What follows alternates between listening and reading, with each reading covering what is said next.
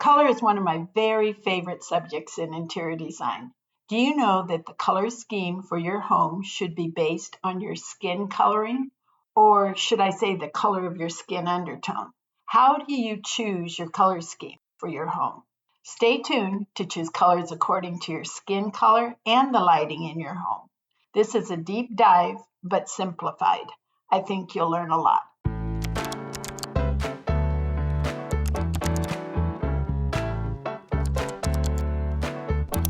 Hi, I'm Sherry Douglas, and welcome to the Faith-Led Interior Design Show.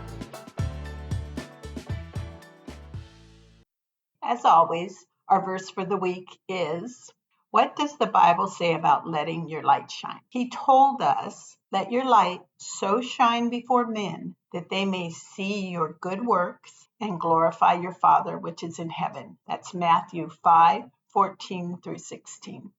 If you're a child of God, He lives in you. It is His light that shines through you. The Bible says we cannot save ourselves. Our perceived goodness does not get us into heaven. Actually, the Bible says none of us are good, not one. This is compared to the Lord's holiness and His perfection.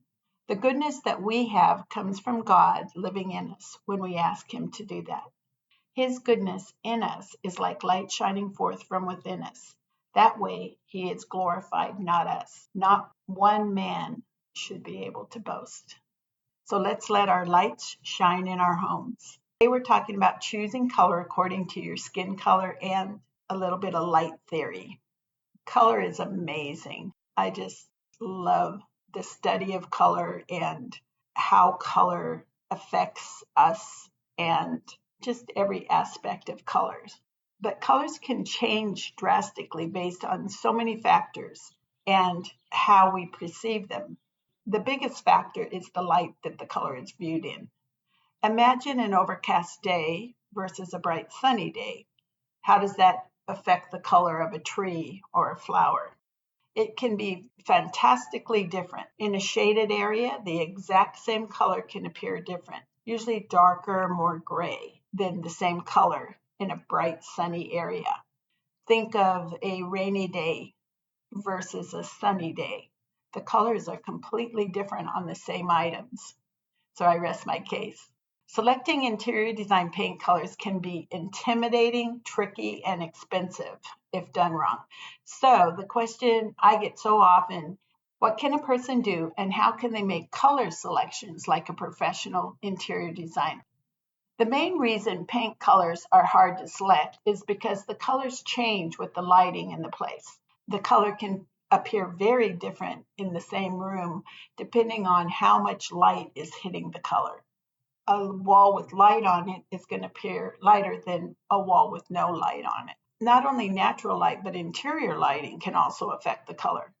Another thing that can affect color is the type of light bulbs that we use.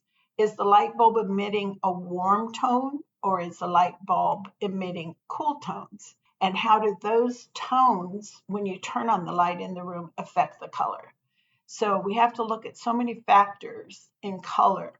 I cannot stress enough that you want to test the color in a room by putting a sample, maybe on 2 or 3 walls in that room prior to painting it. So much easier to do samples and test them instead of just painting the whole area.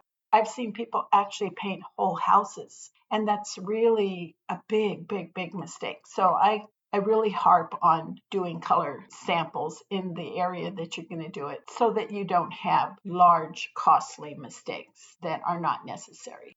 You may think you know what the color is going to look like in the room, but there have been, probably most of us have made a mistake where we're shocked that the color actually turned out that way. So we want to be super careful with that. So it's best to make a test color by painting a sample in the room, maybe do 2 or 3 samples. And I usually like to paint them on something else, like the paper bags or that kind of thing. Just something, a large area, maybe 2 feet by 2 feet. And I paint 2 or 3 per room, and then I just tape them up on each wall. And then you'll see the darker one, the darker way of it, the lighter way of it. And that helps you to see if it works in all lighting in the rooms and if you like it in all the lightings. So here are some professional tips to help you select the color that you love for the room. Number one, check out color tone against a white background to get the real shade. So when you look at a color chip, it's best to look at the color chip on a piece of copy paper, the white copy paper. It really makes the color show more what it is than on anything else. I use white copy paper. Other people use black, or maybe they even have other techniques. But the thing that's helped me through the years is white copy paper. The white paper helps you see the true color. This tip really helped me to see the actual color, and I know it will help you too. So it's a game changer. Number two, test, test, test. And we already talked about that, but I'm probably going to mention it about 20 times.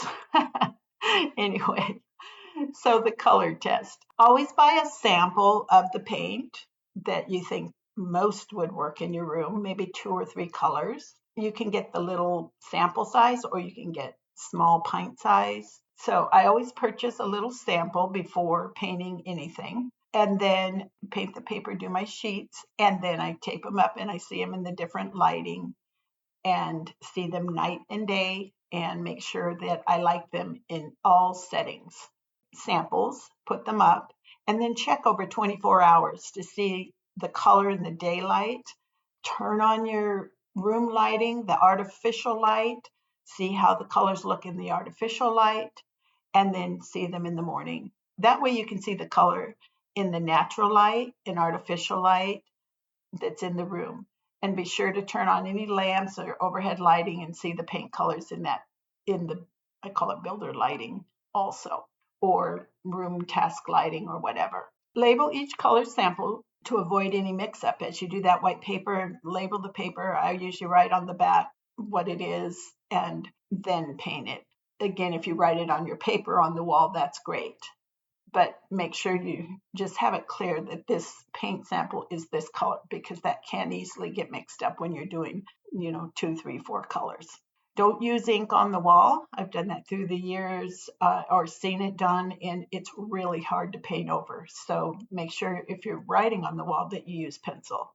So we don't want to forget which sample is which, because that's really not good.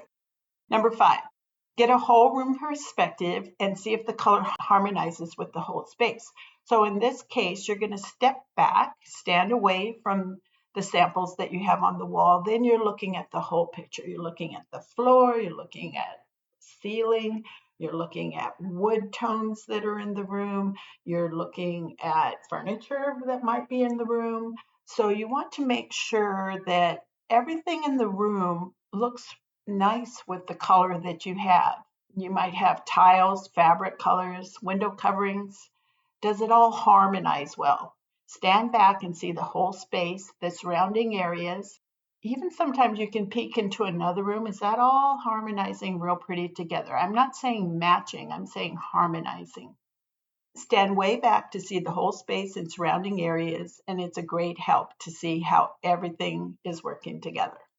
Okay, number 6, consider the sheen of the paint. Flat paint will look different than an eggshell, than a semi-gloss, than a high gloss paint of the same color. It can actually look different colors. Flat paint will reflect less light than high gloss or semi-gloss, especially high gloss. So be sure and check the paint texture and sheen. Number 7, don't ever rely on computer-aided programs to choose paint colors. Many paint companies have online computer programs. They show you the color in a room. I never trust that because, first of all, it's on a computer and the color can be off and it's not being seen in my room with my light. So I kind of use it as a guide, but then I do the tests like we talked about earlier in each room to see that the color really does look like I want it to in the room. If you haven't subscribed yet, please hit the subscribe button and bell so you are notified next time a new video is uploaded. Number 8, get inspiration from online resources, but always test first and then buy. It is okay to check magazines, Google, you can Google popular websites and see what colors they're using. That's really a great way to see what colors you think you might be liking. But again, here I go. Test the color in the room so that you're not shocked by the outcome, because it really does depend on the lighting of your room, and it's very expensive to repair or change later. All right, number 9, colors have a base color to them. They're either warm or cool. Some colors can go both ways, but most have a definite warm or cool base to them. And so does your skin tone. If you don't know whether your skin tone is warm based or cool based, you can go to your local makeup counter or nearby department store. And those ladies there are really, most of them, very, very professional in seeing what your skin undertone is. And so you want your paint colors in your room to actually be the same undertone as your skin coloring. Mine is warm based, kind of a yellow tone under as my skin color. So I know that I'm going to choose warm based colors. It's actually what I'm more attracted to. So instead of a white, I would be a little more attracted to a little teeny bit of cream in it, not completely stark white, where other people who have a cool base may want a really pure white. Again, find out your undertone and then maybe ask the people at the paint store whether the paint itself is a warm base or a cool base. But that white cream thing is an indicator. If you wear mostly white blouses, I mean, really stark white blouses, then probably more than likely you have a cool undertone to your skin. If you wear a little bit off white like me, it can look white, but it does have a little warmth in it. Or even like red, there's some really cool reds, and then there's like a tomato red. That's kind of the red that I like because it's a little bit warmer. So when you're looking for colors, you want to look at your undertones also and make sure that they match your skin shade. And don't worry about people in your household. Usually we choose like ourselves. So most of the time, it's really not a problem if you're liking warm base. Mostly your family also has that same warm. Or occasionally I see that that's not true, but most of the time, those in your family have the same undertone issue. And number 10, always choose the color you feel and look good in. And we talked about that with the undertone. Sometimes I use a favorite piece of my neutral clothing and I can look at it as a wall color and just kind of put it up against the wall and say, that would be a pretty color. And then you can pick a paint color from that. If it looks wonderful on me, then when I sit in the room's going to look wonderful on me too. I harmonize with the room pretty, and it makes me feel good because it's my colors. And also, I look beautiful in the room because it's my colors. That's what we're after when we're doing a design. We want our clients to look beautiful in the room. It's very important to become an integral part of your room. And I've said that, we're the art of the room, and that's a whole other subject, but we're part of the design, our bodies, ourselves, and our coloring. So, but seriously, we do feel good with colors that are right for us surrounding us. We look beautiful in those rooms too, so yippee, that's great. Also, we tend to choose things that are like us, and that includes our family, our furnishings. And I will be having a course on this where we are choosing the items for our home based on ourselves. Also, we tend to choose things that are like us, and that includes our husbands, and of course our children are part of us. So don't worry too much about their coloring. 9 times out of 10, their coloring and undertones are just like ours. I hope you find these tips helpful. Find your interior design solutions today by going to dcdouglasinteriors.com, schedule a getting to know you call, and get started on the road to great interior design in your home. Hey, listen, if you find value and want to subscribe to this channel, that would be greatly appreciated. If not, it's okay too. I just hope you get at least some takeaways and value from this. That's my goal. For more value, you can go to dcdouglasinteriors.com and become an insider and get tips directly from me in your inbox. And as the verse for the week says, I pray that the Lord is with you, delighting and rejoicing over you with singing this week.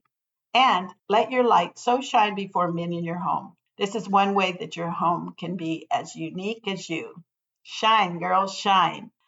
Now stop dreaming, start designing with your luxury home and within your budget.